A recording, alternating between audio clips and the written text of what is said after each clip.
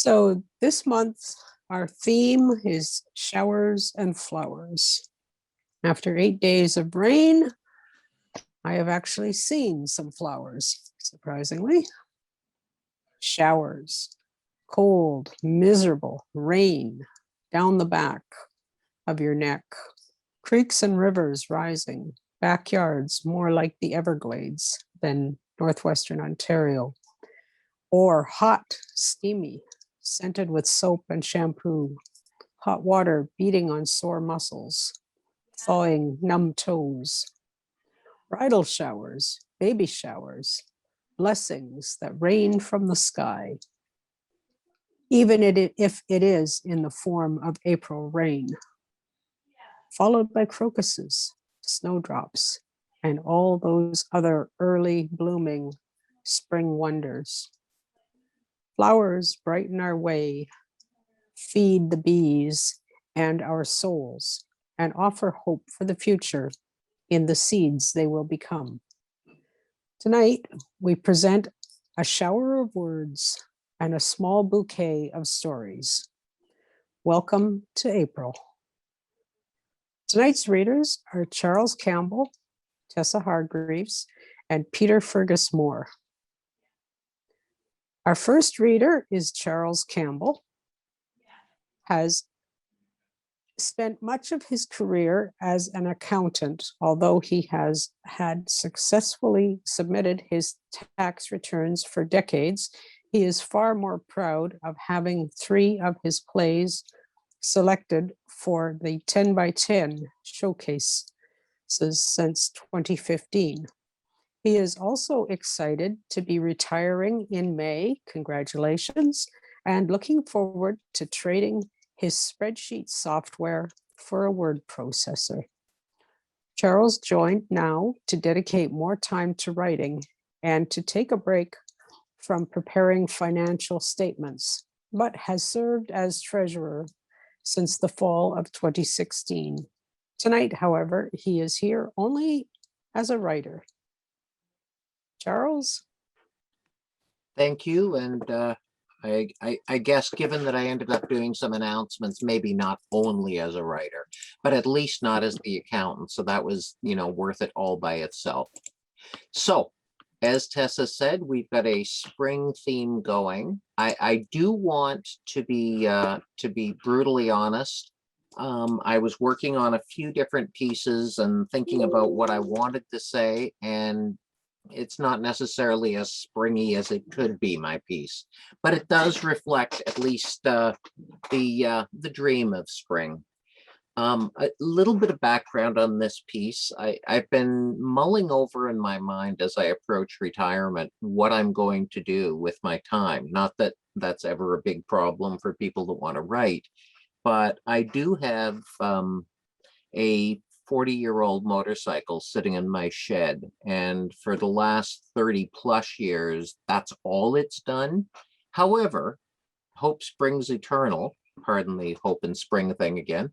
But hope does spring eternal. And so I worked on a creative non/creative fiction piece, and I want to share a good chunk of that with you folks tonight in the interests of both the hope of spring and the hope of a project perhaps in retirement on my part. So, free rider. Driving through the snow, winter surrounds me. Visibility is poor, my shoulders are tense, my hands are squeezing tight on my handlebars as I navigate the road ahead.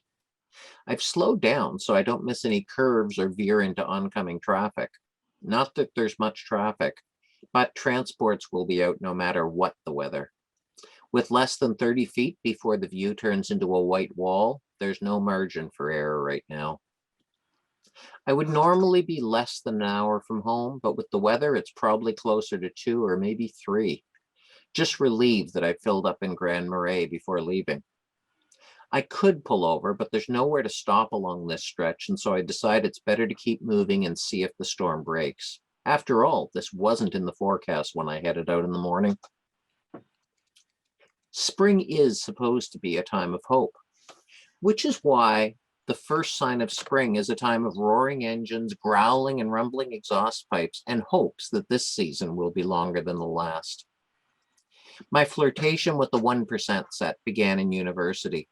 Bikes were cheap, especially the inappropriately named and maligned rice burners that rolled off the Kawasaki, Suzuki, Yamaha, and Honda dealerships when I was a young man. The 400cc Honda Twin I bought from a friend was always an impractical mode of transportation. However, I was studying at a liberal arts university and my course load included a half a dozen drama and English lit courses. So my path was anything but practical. But I digress. It is 30 years since I graduated with that BA. I've added more practical academic training, but the bike remains.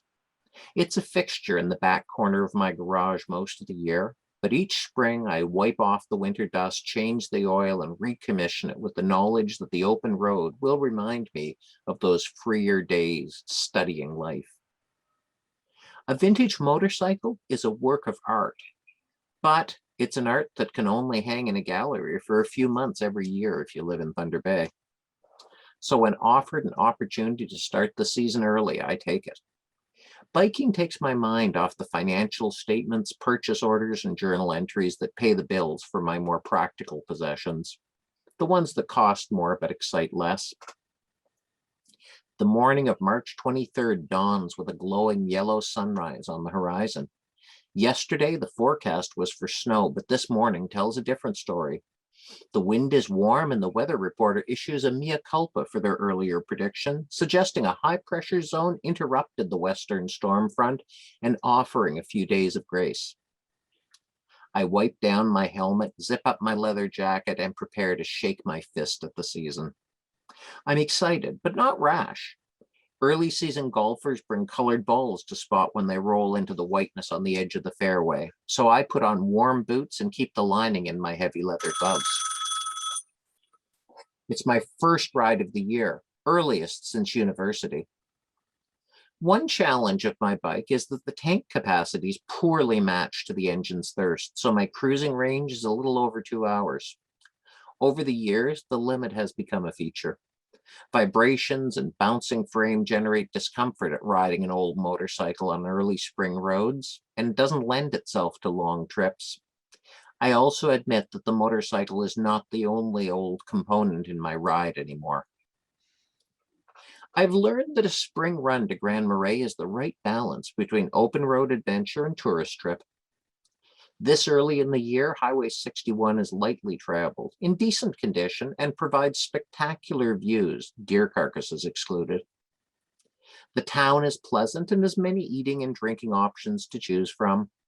Like-minded bikers from southern towns such as Duluth and Superior can be trusted to hold out their left hands in that low-key biker solidarity wave.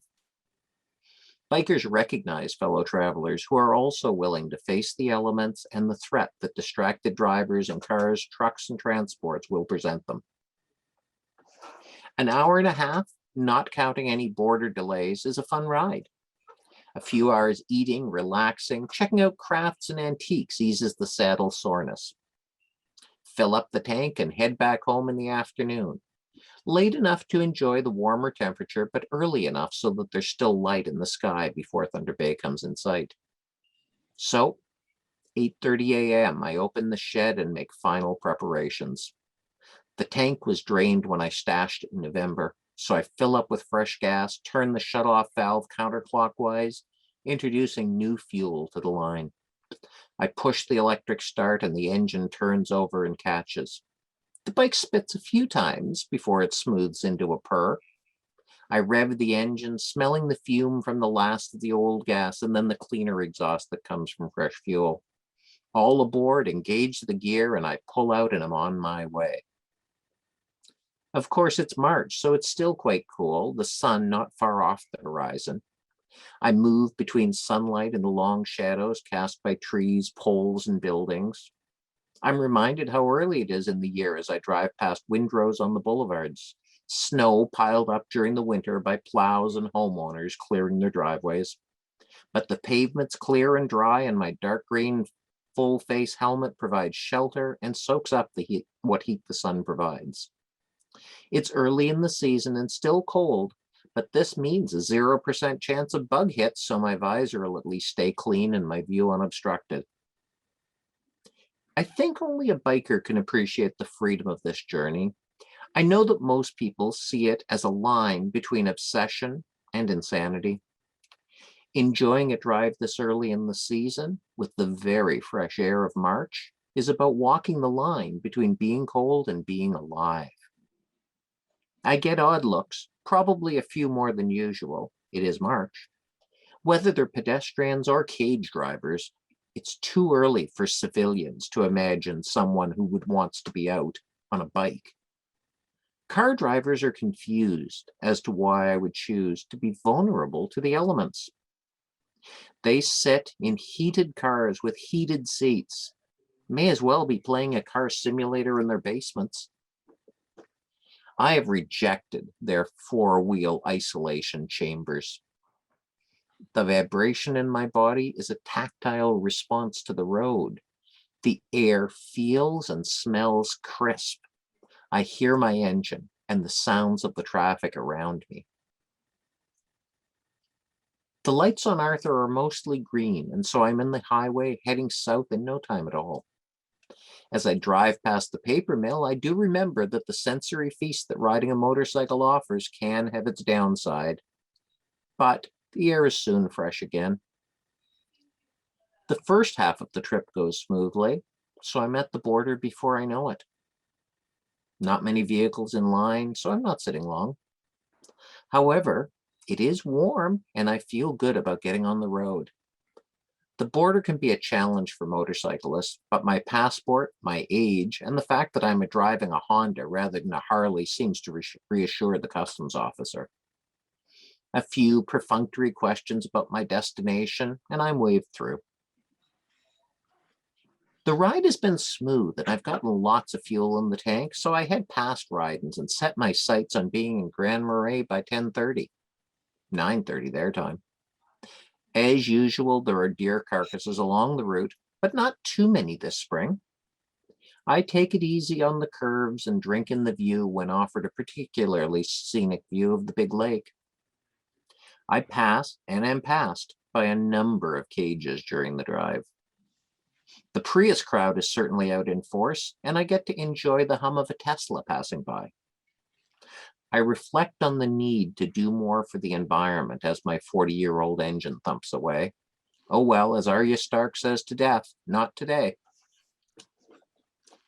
My rump is stiff and my fingers are cold as I throttle down on my way into town. While the sun is warmer than when I left Thunder Bay, there are more clouds now. A cold gust hits me as I approach the waterfront, and I notice drifts of ice chunks in the harbor. It's definitely time for a stop.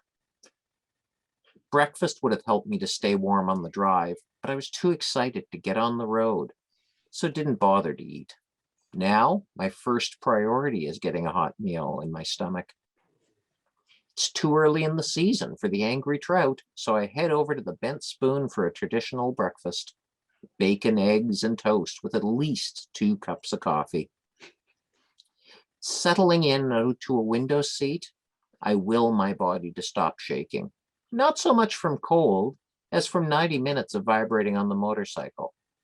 Well, but from a little from the cold too.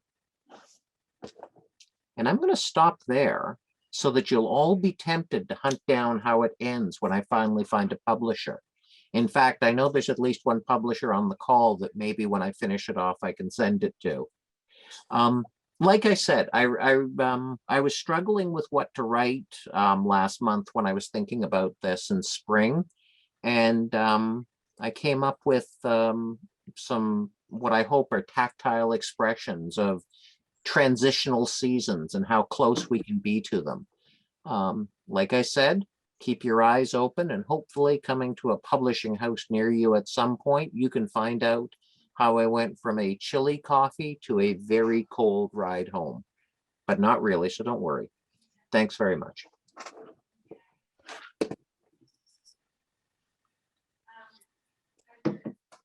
Very, very nice, Charles. I enjoyed all the little details. So I can't get my phone to stand up, so you'll have to look at the ceiling. Our second reader is Tessa Hargreaves. She is a poet, a mother of 3 boys, and a dietary aide at the Thunder Bay Regional Health Sciences Center.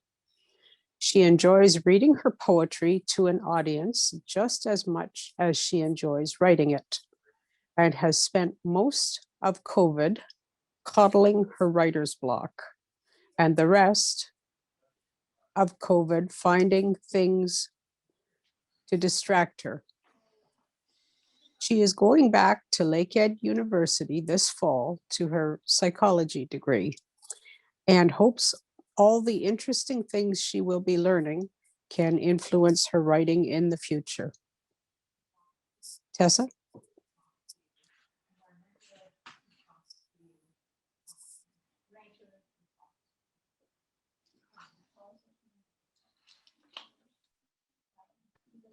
Tessa, you're muted. How's that? Sorry. Okay, thanks. Okay. Birdcage. When it was time to speak, she became a bird with a busy mind and hollow throat. She sang her pain to beautiful, her sadness easier to swallow when it was figurative. But she could not go undocumented. So she plucked the feathers from her wings, pecked her own flesh until she was a skeleton, calcium and heartbeat. Nothing left to lose. She finally wailed, like sirens to a burning building, called herself poetry. Her spine a metaphor, her ribs juxtaposition, her neck a symbol. As she revealed herself, bone by bone, others chimed in, shed their own flesh. A chorus, angry, sad, passionate, joyful, with nothing left to lose and everything to feel. So I had planned on just making a whole bunch of poems about like spring and rain and flowers and all that fun stuff. But that didn't quite happen. So I went through a lot of my old poems and got some new poems. And a lot of it is about transition and me transitioning from a dark place of depression to like a more happier and fulfilling spot. I started looking into poems about my relationship with my ex, and that's kind of when I was in my worst like state of depression. So there is a lot of that in these first few poems I'm going to read. But there's also moments of hope and resilience and strength, I hope. So I hope you're able to focus on that a little bit and not just the not so happy parts. So the first poem is called Dishes. Remember the time garbage piled up in our house like anthills, dirty dishes and soiled laundry. Because you were busy getting drunk and I was lazy or empty, too weak from all the times you tore into me. I had become a ghost that had given up on trying to touch these rooms. With translucent hands, bones like air, I had no impact. Just let the mess accumulate inside me. My thoughts, your empty beer cans and gum wrappers, broken floors, wrecked walls. I suffocated, and you asked me why I hadn't done the dishes yet.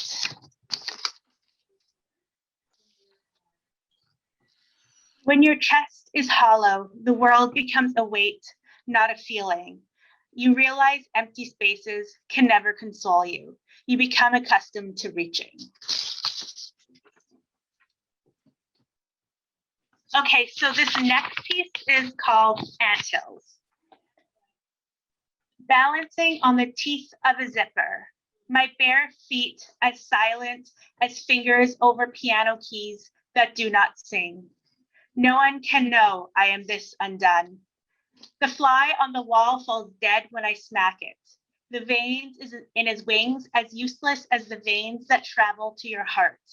You are the crust of a man, carved so pretty, back erect like it is held by a spine. Parka skin keeps you dry. I smell like wet hair, stale, damp t-shirt. Shiver. I am goosebumps and soil, packed loosely. I scratch the places where the worms have dug, fingernails leaving mazes, dirt falls. Anthills are dreams where I am queen, and you are squished by the boot of the man you claim to be. Okay, so the next poem, it doesn't have a name. My identity, a mess of 4 black walls, scattered paper, lost in the wake of half dreams, buried in half sleeps between mismatched duvet and sheets, a stack of books half read, trying to find myself in fiction. I lose myself halfway, looking for the woman in the wallpaper, to bleed out of this whitewashed prism, to escape inside myself.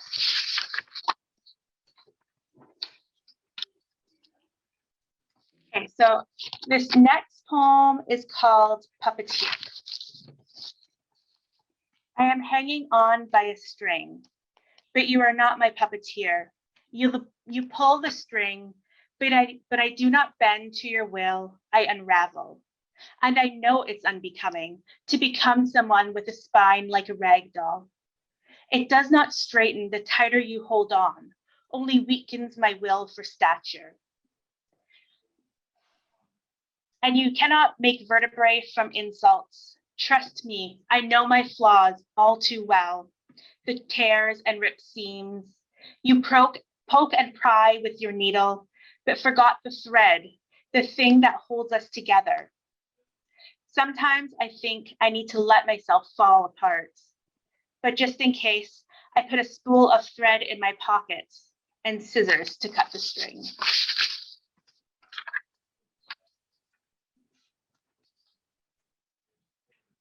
I tried to talk about it, but you blew me off so many times I floated away. Your hand was never heavy enough to make me stay.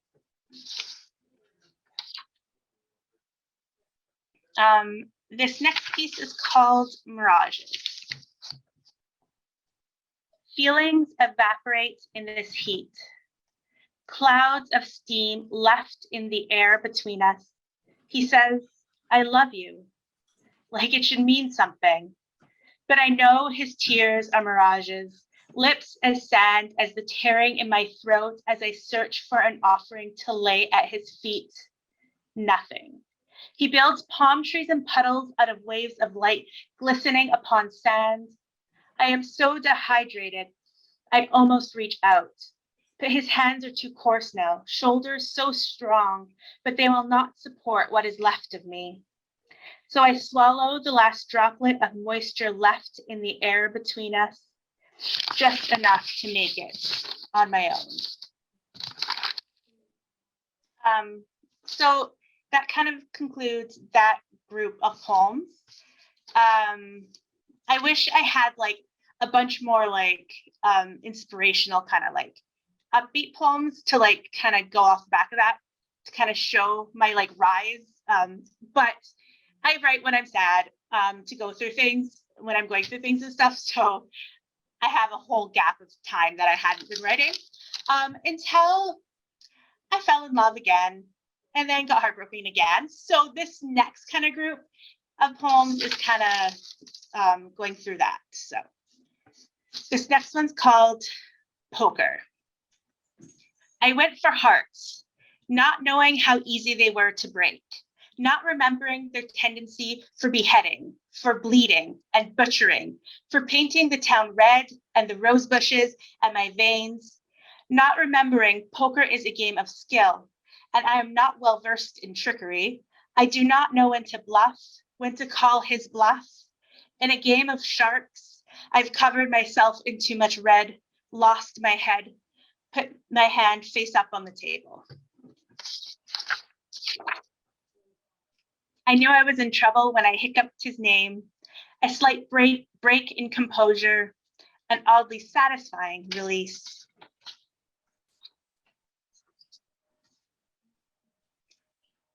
I'll show you the skin that traps my bones.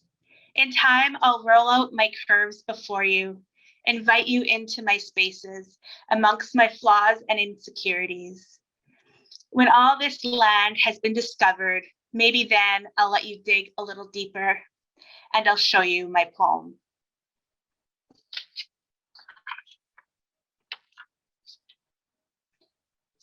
So this next one is called Trinkets. We had a sweet spot where curiosities still wander around each other's bodies. Trinkets I've collected these few months, giggles and whispers and kisses, where your warmth becomes a blanket I can store my secrets in. A fort I can display them to you, watch your eyes fill with wonder, where yesterday lives and tomorrow blushes, shy and bold, seeking more each time, where we can turn the instruction manual upside down. I know yours, you know mine, a rhythm we've perfected again and again and again.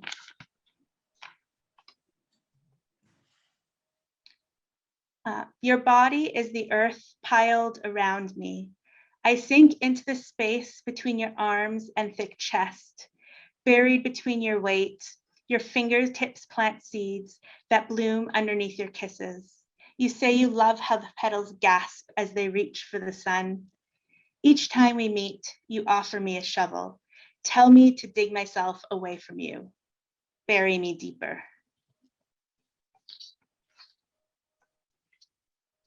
The sky fades from turquoise to navy, like it has been immersed in ink for far too long. And I promise myself I will not write of sunsets, because I do not say goodbye as gracefully. Do not bow out. Just stay a burning clump in an empty sky.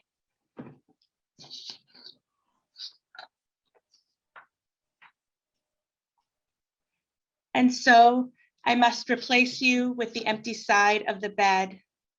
No arms strung limply over my body, no thighs holding mine tight between them, no gentle snore, face smushed into the pillowcase, no hands pulling me back when I turn my chest away from you. Just space to take up, to stretch out my body like a cross. Maybe I'll just lay here, knees curled into myself. Remember that you were once a blanket that kept me warm, a comforting weight that held me. I imagine I can feel you still here, replacing the empty side of my bed.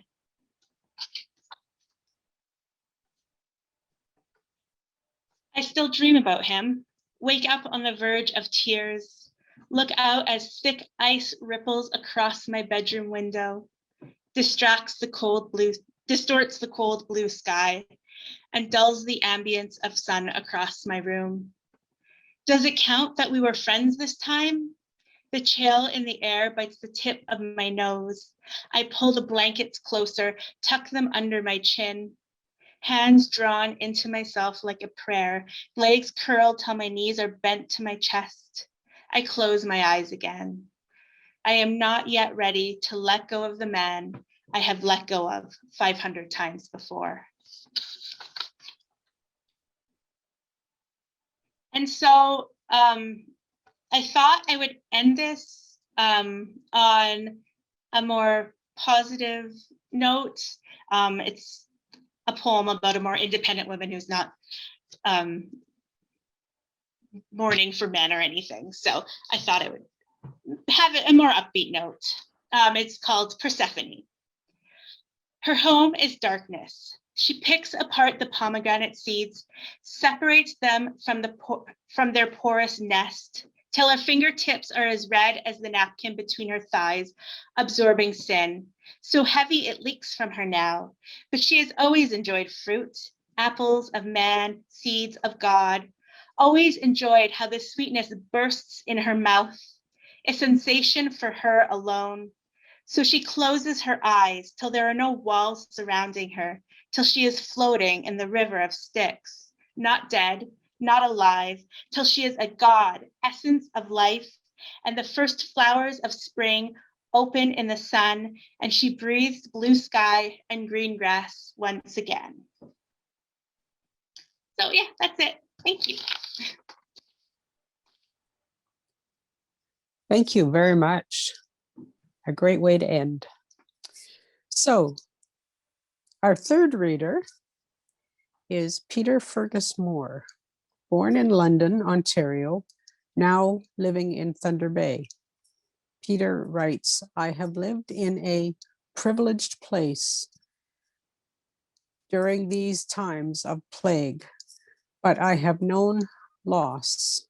3 family members in the space of a year. Writing keeps me grounded and sane and lends a sense of purpose when so much is floating uncertain. I am grateful for my relationships, for friends and community, for the stark and terrible beauty of Lake Superior. Peter? Thanks, Tessa. I'd forgotten how I'd ended that. What's the sound level? Can you hear me all right? Yep.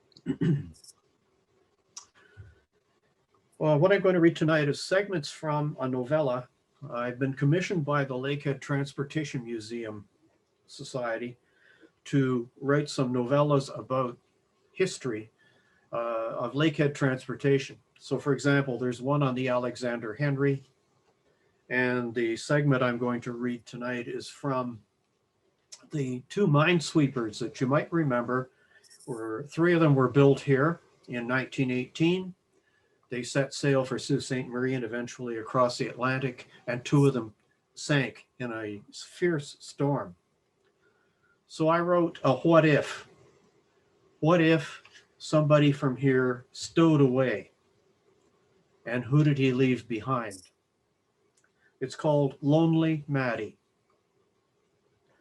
November 12th, 1968. Arne Kam shivered as he made his way to the lighthouse at the end of the breakwater in Port Arthur Harbor.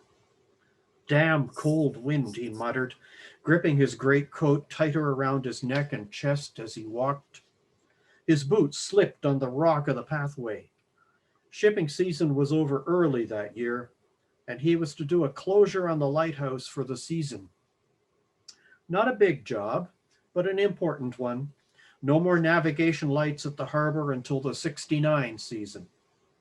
The icebreaker Alexander Henry would steam through in late spring, ripping the ice apart so that the lake freighters could start their cargo runs again.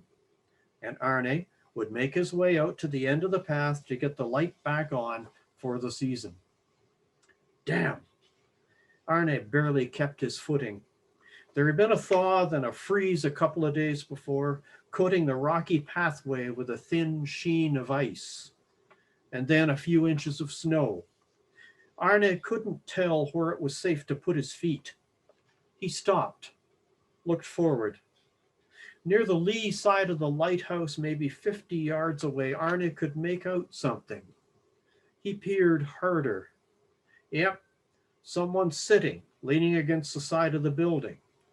Somebody spent the night out there.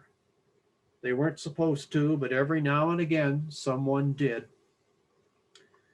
He felt a different shiver. Different because suddenly he knew who it was. No one was supposed to be there. The figure sat as still as death, its face aimed outward toward the east by southeast, toward the Sioux.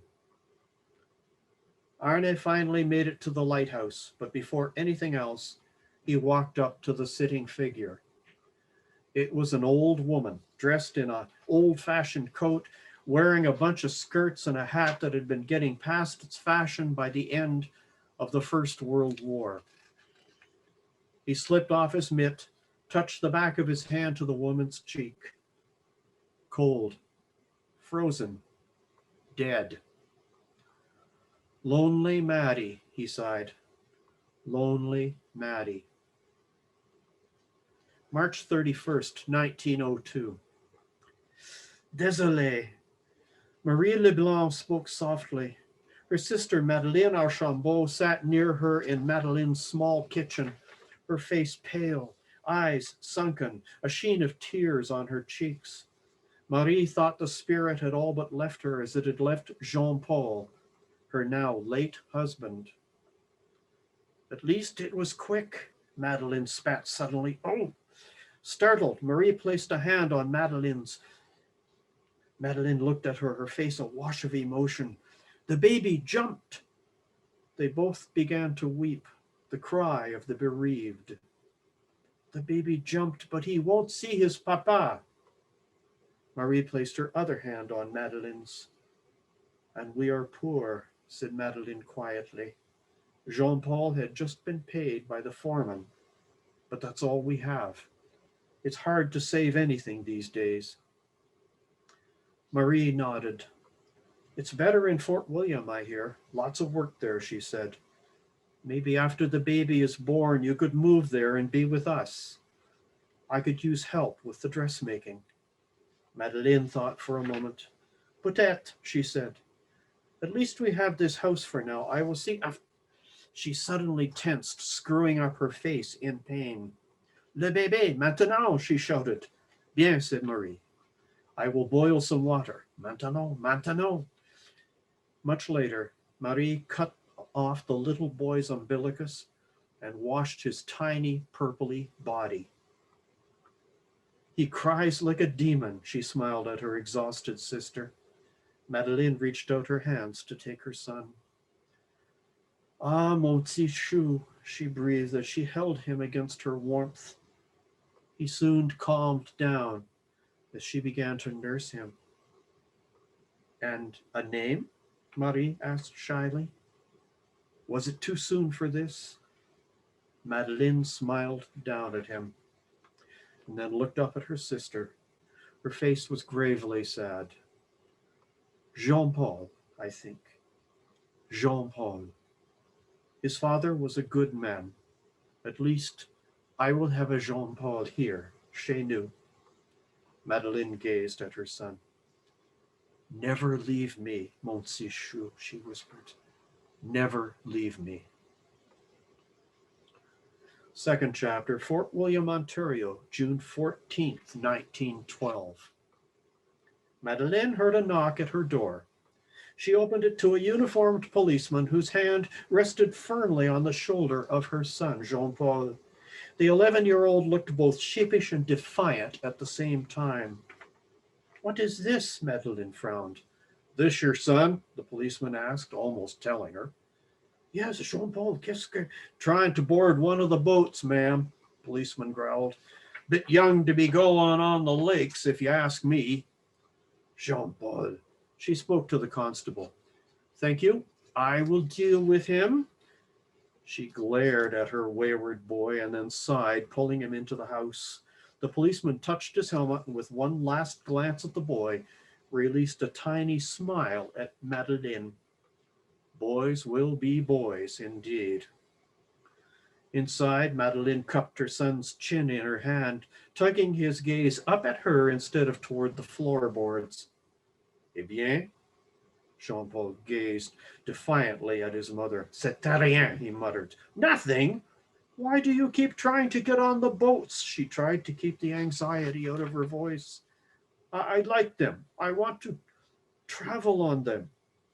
Bien, in a few years you can work the boats if that is what you want, she answered. But until then, stay close to home. Go to school.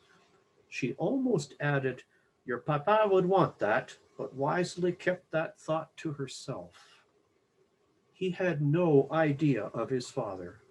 She had not remarried, even though she could barely make ends meet. Jean-Paul was her life, she told herself. In a few years, I will go to war, he said. I will be a soldier. She shivered in spite of herself. Where do you get such ideas? She asked him. At school.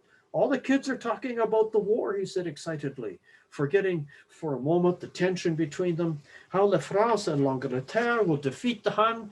Some of the older boys are signing up to fight. Madeleine sighed. But you are only 11, she said as calmly as she could. Do you think they will want boys as young as you to shoot at each other, huh? Jean-Paul lowered his eyes, shrugged. Madeleine wanted to take him in her arms and hug him close. Never leave me, she had said at his birth. But now was not the time for a boy so close to being a man. He needed to feel that he was tall and strong, even if that was more of a wish than anything.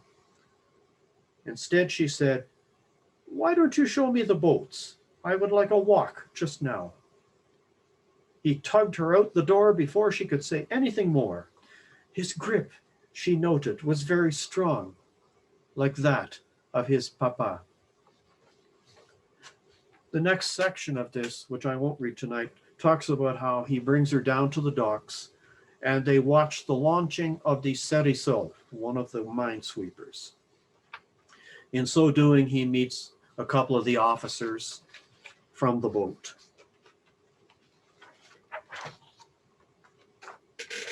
I'm going now to a segment where it's in 1918, November 11th, Fort William, Ontario. And those of you who know some of the history of Thunder Bay may recognize at least one of the names in this. The Great War is over, and listen, they're celebrating my birthday. 9-year-old Bert Brown looked up from a book he was reading to see his brother Morris cavorting around the family's small kitchen. For some time that day, the town had been noisy with bells and whistles of every kind, and a feeling in the air of joy and relief. For his part, Bert was not sure what it all meant, but maybe something good. His brother's celebrations were firmly but gently curbed somewhat by their mother, Georgia, who, after sending Morris outside to continue his whooping, sat down across from Bert. "Son?" Once again, Bert looked up, this time into the eyes of his mother. For a brief moment, he wondered if he had done something he ought not and was now to pay the consequences. "Will you do your cousin and me a favor?" Bert frowned. "A favor? Which cousin?" "Editha has been invited to go aboard one of the French ships in the harbor," his mother told him. Bert frowned even deeper. What had that to do with him? "So I'm escorting her to keep things proper," his mother continued. "And you?" "Yes?" "Can come with us." Bert couldn't believe his ears. Not caught? No punishment? But what was this? On board the French ship? He asked. "The minesweepers is what she told me. The captain has invited her. Do you want to go?" Bert pretended to think about it for a moment, but in his mind he was already climbing the gangplank. "Well, all right, Mother," he said. "I think I would like that." "Good," his mother smiled. "They're leaving for France soon, so we'll be going aboard in a few days. I'll let you know." And so they are brought aboard. They're given a tour. This is based on actual events that Bert noted in his memoir from some years ago. His cousin Editha, it seems that the captain of the minesweepers, Marcel, was a little sweet on Editha. And so this is why they were careful not to have the two of them alone together. Second here. November 23rd, 1918. Sergeant Paxton gazed at the woman standing in front of his desk at the Fort William Constabulary. "Now, if you'd slow down, ma'am, we'll try to be of assistance." "My boy, mon fils disparu. Madeleine caught herself. She swallowed and then tried again in English. "My son, Jean-Paul." "Yes," said the sergeant, wondering at the woman's mental state. "He's gone." "Mightn't he come back soon? Is he at work? Sometimes young men stay out a bit later than they should." Sergeant Paxton tried to get the woman to calm down. No, vous ne comprenez pas. Here," she all but threw a folded piece of paper at him. Sergeant Paxton unfolded it, turned it right side up. It was in French. He had no French himself, being the son of English immigrants. He looked up at the woman who was breathing heavily, her face pale. First things first, he decided. Getting up, he walked around to the woman, took her by the hand. Ma'am, I think you might want to sit down for a moment, he said, guiding her with quiet force to a bench nearby. Now, you wait here and I'll get someone to help you. Just wait right there. Almost need to have 10 languages around here just to get the facts of a case, he thought, somewhat less kindly, as he walked down the hall to his superior's office. Moments later, the chief of detectives arrived, and by then, a constable had brought Madeline a cup of water. Detective Ralph Strickland took in the situation fairly quickly. Hysterical woman, he thought, both from his sergeant's description and that of his own eyes. Her kid probably went on a toot, hasn't come home yet. But that note, both the men saw the name on the end of the note, the same name as the one the woman had offered. Whoever he was, he had told her something. Paxton was on the telephone trying to scare up a French-speaking individual. The priest is on his way, sir, said Sergeant Paxton. The priest is my son. The woman leapt to her feet, spilling the remaining water. No, ma'am, Detective Strickland assured her. We just need someone to tell us what's in that note. That's all. Just rest easy. We'll get this sorted out. But I can tell you myself. The ships. He is on the ships. Which ships? Detective Strickland frowned. For France. He is on the ships for France, she wailed. They're minesweepers, sir. The ones just left the harbor here yesterday for the Sioux.